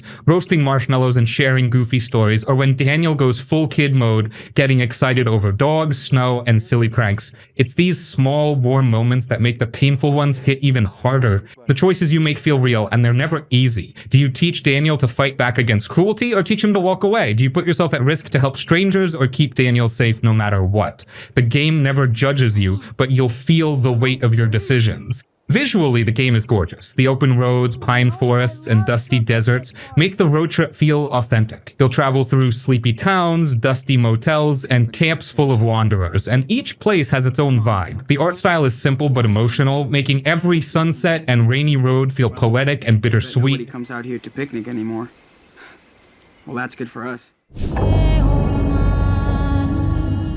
Observer System Redux. Observer. System Redux is one of those games that just gets under your skin and stays there. It's creepy, weird, and unsettling, but in a way that makes you want to keep going, even when you're low-key freaked out. You play as Daniel Lazarski, a detective in a dystopian future where people can plug their minds into computers. But Daniel's not your average cop, he's an observer, meaning he can hack into people's memories and experience their thoughts and fears firsthand. Which sounds cool, right? Yeah, until you start seeing their nightmares. The story kicks off with Daniel getting a call from his estranged son, who seems to be in trouble. When Daniel tracks him down, he finds a dead body in a shady apartment building, and from there, everything goes straight to hell. The game isn't about solving a simple crime, it's about digging through broken minds and witnessing some seriously disturbing stuff. The mind-hacking sequences are where the game really shines and where it gets straight up messed up. You'll see people's darkest memories, but nothing makes sense. One moment you're walking through a glitchy hallway, and the next you're in a twisted, pixelated nightmare where the walls breathe and the furniture moves on its own. It's trippy as hell, and you'll constantly feel on edge, not knowing what's real or fake. The setting is straight up depressing, in a good way. The whole game takes place in a run-down apartment complex where everyone is either dead, missing, or paranoid. The hallways are dim and filthy, flickering lights barely work, and you'll constantly hear disturbing whispers and weird mechanical noises. It's claustrophobic as hell, making you feel stuck in this decaying cyberpunk hellhole. What's cool about Observer is how it balances detective work with horror. You'll investigate crime scenes, scan for blood, clues, and DNA, but then you'll jack into someone's mind and everything goes full-on psychological horror. And it's not just cheap jump scares, it's the slow, disturbing kind that messes with your head. Oh, and Rutger Hauer, the guy from Blade Runner, voices Daniel, which makes the whole experience even better. His gruff, tired voice makes Daniel feel like a man who's seen some real messed up stuff and just wants to get through one more case.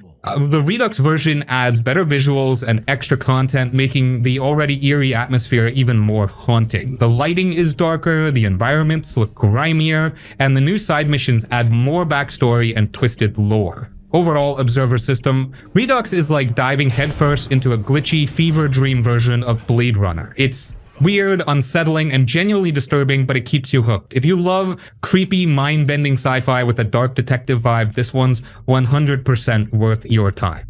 Was removed post-mortem. It's possible the killer took it. Kingdoms of Amalur Re-Reckoning. Kingdoms of Amalur Reckoning is one of those games that kind of flew under the radar when it first came out, but man, it deserves way more love. It's got a massive open world, fun combat, and tons of customization, making it stupidly addictive once you get into it. You play as the Fateless One, which is basically a fancy way of saying you're the only person in the world who isn't bound by fate. Everyone else, their lives are already written, but you're a wild card. You can rewrite fate itself, which makes you a huge threat to the evil forces trying to control the world. The plot isn't super groundbreaking, but it's still solid. There's war, magic, destiny, and plenty of cool fantasy twists. What really makes the game shine, though, is the combat. It's fast, flashy, and super satisfying. You've got tons of weapons and abilities, and you can mix and match classes however you want. You want to be a magic-wielding rogue? Go for it. A warrior who throws fireballs? No problem. The game doesn't lock you into one build, which makes experimenting fun as hell. Plus, pulling off huge combos and unleashing brutal finishers never gets old.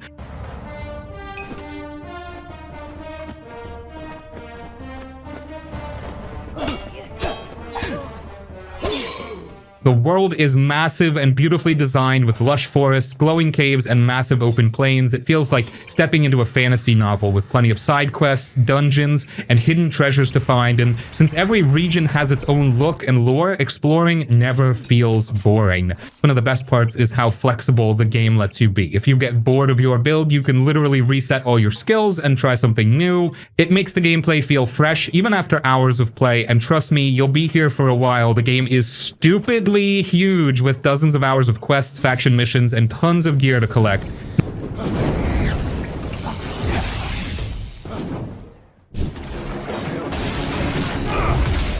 Evil West. Evil West is just pure dumb fun. And I mean that in the best way possible. It's the kind of game where you're punching vampires so hard they explode, and honestly, that's all it needs to be. You play as Jesse Rentier, a cowboy vampire hunter with a massive electric gauntlet and a whole bunch of guns, going around wrecking anything with fangs. The story?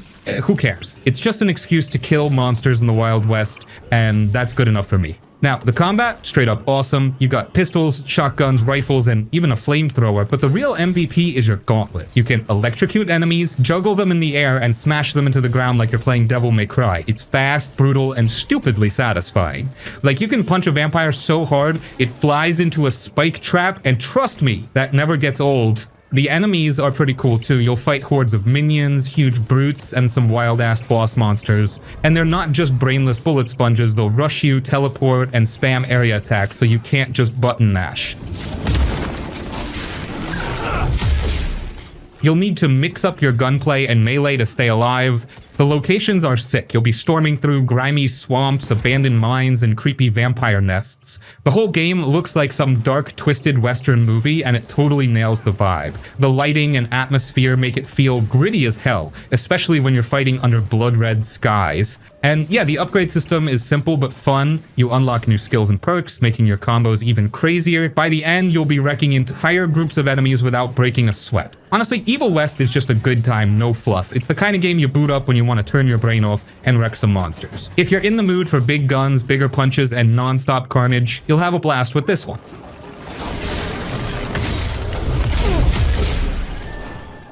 I knew that the brothers were far too proud to ever lay down their guns. Call of Juarez Gunslinger. Call of Juarez Gunslinger is one of the most underrated FPS gems out there, and I'm not even kidding. It's got tight gunplay, a killer Wild West setting, and a storytelling twist that makes the whole thing way more fun than you'd expect. It's short, sweet, and straight up badass. You play as Silas Graves, a grizzled old bounty hunter who shows up at a saloon and starts spinning wild tales about famous outlaws he supposedly fought. The cool part? You play through his flashbacks, but the dude exaggerates everything. One second you're fighting off 50 bandits, and the next he's like, actually it was 100, and boom, the game spawns more enemies right in front of you.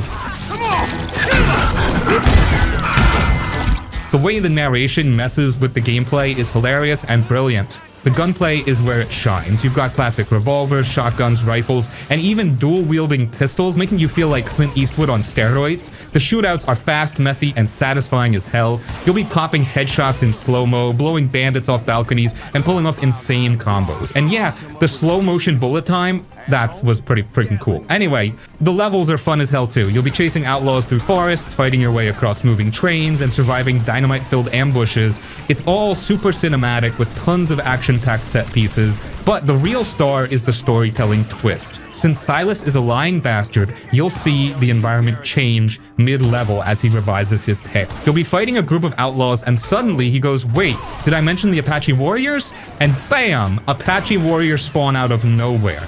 It's funny, creative, and makes the game feel unpredictable. Visually, the game's got a stylized comic book look with bold outlines and bright colors, which gives it a unique flair. It's like a graphic novel come to life, making every shootout feel stylish. Billy, maybe discretion was the better part of valor. The Sinking City. The Sinking City is one of those weird-ass games that sneaks up on you. At first, it seems like just another detective game, but the deeper you go, the more you realize you're slowly losing your mind and loving it. It's basically Sherlock Holmes meets H.P. Lovecraft, with creepy cosmic horror, bizarre mysteries, and plenty of disturbing moments. You play as Charles Reed, a private detective who shows up in Oakmont, a flooded, rotting town where everyone's either insane, mutated, or both. You're there to investigate the town's supernatural weirdness, but also figure out why you're having freaky visions, and trust me, things get messed up fast. The detective gameplay is actually solid. You'll be searching for clues, linking evidence, and piecing together theories. There's no handholding, either you actually have to think like a detective. No quest markers or magical compasses here, just your brain and a notebook. You'll be matching clues, consulting archives, and solving some genuinely clever mysteries. But then the horror kicks in. You'll be exploring flooded streets, diving into sunken ruins, and running into some truly disturbing creatures. The monsters are grotesque, with slimy, tentacle-covered designs that feel straight out of Lovecraft's nightmares. And the atmosphere, super creepy. The town feels claustrophobic, eerie, and completely messed up. What makes it stand out is the insanity system. The more you're exposed to the supernatural, the crazier you get. You'll start hallucinating, seeing freaky visions, and questioning what's real. There are moments where you literally can't tell if you're fighting a monster or just losing your mind. It's trippy as hell, and it works perfectly for the setting. The combat, not the best. It's clunky and basic, and you'll probably wish there was less of it, but honestly, the detective stuff and atmosphere make up for it. You'll still push through the janky shooting just to see what kind of madness comes next. The world design is top-notch though. Oakmont feels gloomy and oppressive with flooded streets, crumbling buildings, and murky canals. You'll be rowing through the waterlogged alleys, exploring abandoned mansions, and wading through chest-deep sewage, all while fighting off fish-faced cultists. It's gross, grimy, and weirdly beautiful in a haunting way. And the side quests? Some of the darkest and strangest you'll find. You'll help a woman find her missing husband, only to discover he mutated into a sea monster. Or you'll track down a thief, only to realize they were stealing cursed artifacts that drive people insane. It's weird, twisted, and perfectly fitting for the game's tone.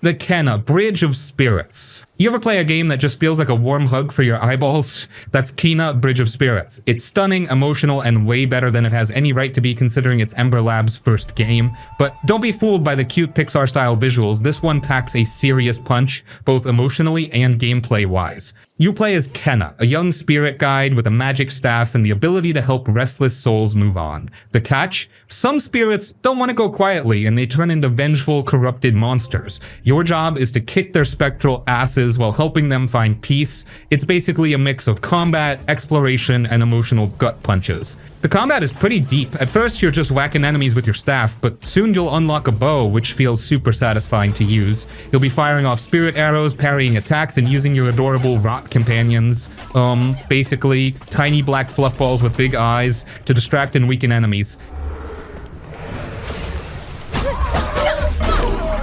And man, these little guys aren't just cute, they're crucial for solving puzzles and wrecking bosses. And the bosses? No joke, for such a bright, colorful game, Kena surprisingly throws some tough fights at you. You'll need to time your dodges, land precise parries, and strategically use your rot abilities. Some of the late game bosses will smack you around if you're not paying attention. It's challenging but fair, which makes every victory feel super satisfying. But where Kena really shines is its world and atmosphere. The forest environments are absolutely gorgeous, like Studio Ghibli level breathtaking. You'll be wandering through mystical woods, climbing ancient ruins, and exploring colorful villages. The lighting, particle effects, and fluid animations make the whole thing feel alive, like you're playing through an interactive animated movie.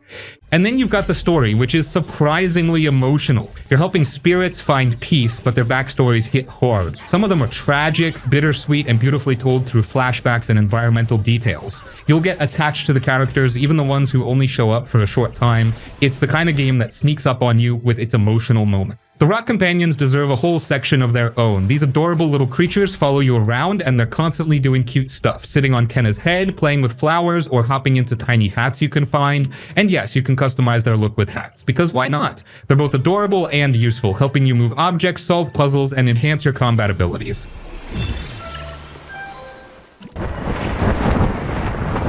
X-Men Origins Wolverine. Okay, this game, it's a weird one, right? Tied to the movie, yeah, let's just say the film wasn't exactly a critical darling. But the game is surprisingly good and seriously underrated. It's a hack and slash title through and through, and it fully embraces the Wolverine fantasy. You are Wolverine, claws extended, tearing through bad guys like they're made of wet paper. It's violent, it's brutal, and honestly, it's exactly what you'd want from a Wolverine game. They didn't pull any punches here. The combat has some surprising depth to it. It's not just mindless button mashing, though you can definitely do that and have fun. There's strategy involved, you can use your claws in different ways, you can use the environment to your advantage, and that sweet, sweet regeneration. It's all there. It's a satisfying system that really captures Wolverine's ferocity. The story is, well, it's there. It's not going to win any awards, but it's engaging enough to keep you invested. It delves into Wolverine's origins, his complicated relationship with his brother Victor, Sabretooth, and his inner struggle with his animalistic side. Visually, it's a product of its time. The graphics aren't exactly cutting edge by today's standards, but they were decent back then. The environments are detailed enough and the character models are solid. And yeah, there's gore, lots of it. But again, it fits the character. Now here's the sad part, officially this game is abandonware, meaning it's not readily available for purchase through legitimate digital storefronts, which is a shame because it really deserves a second chance. But as they say, the internet is a vast and mysterious place, and sometimes, if you know where to look, well, let's just say there are ways to experience this game again.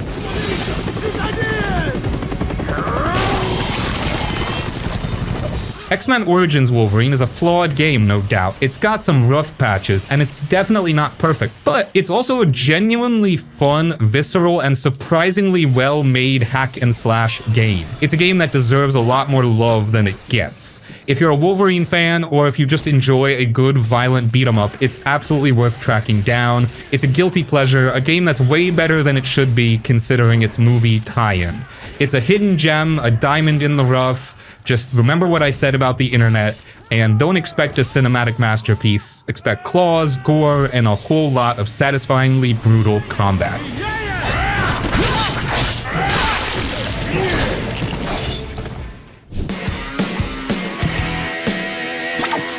Lolipop Chainsaw Repop. Okay, so here we go, a weird but fun game. It's a hack and slash, but it's also a zombie game, and it's also, well, it's just different. It's got a very distinct style, a very specific sense of humor, and it's definitely not for everyone. You play as Juliet Starling, a high school cheerleader who also happens to be a zombie hunter, and she's got a chainsaw, and her boyfriend's head, yeah, you heard that right, her boyfriend's head is still alive, and he's hanging from her belt. It's that kind of game. The gameplay is pretty straightforward hack and slash. You're killing zombies, collecting lollipops which are used as currency, and trying to stop a zombie apocalypse. The combat is simple, but it's satisfying. You've got your chainsaw, you've got some acrobatic moves, and you've got your boyfriend's head, which can be used for special attacks. It's as ridiculous as it sounds. The visuals are bright, colorful, and over the top. It's a very stylized game with a cartoonish look. It's not realistic, it's not gritty, it's just fun. It's like a pop art zombie movie. Lolipop Chainsaw is a game that doesn't take itself too seriously. It's a game that's meant to be fun, and it succeeds on that level. It's a silly, over-the-top, and surprisingly enjoyable hack and slash game. It's not for everyone, but if you're looking for something different, something that's a little bit off the wall, then it's definitely worth checking out. It's a weird, wonderful, and utterly bonkers experience. Just don't expect a deep and meaningful narrative, expect chainsaw zombies, and a whole lot of lollipop-fueled mayhem.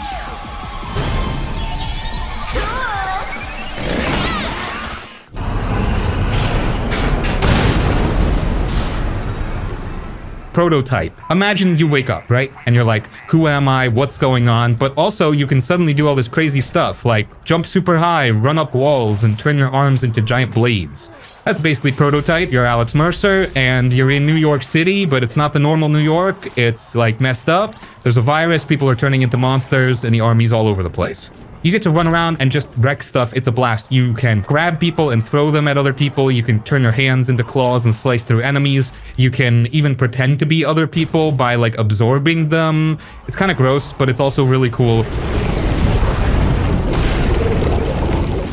The fighting, it's wild. You feel super strong, like you're not just fighting, you're smashing and crashing. You can do all these cool moves, and it's just super satisfying. You can jump from rooftop to rooftop, glide through the air, and then just land and start tearing through bad guys. The story's like a mystery. You're trying to figure out who you are and why you can do all this stuff. There's a lot of twists and turns, and there's a bunch of bad guys you gotta take down. It's not the most amazing story ever, but it keeps you interested.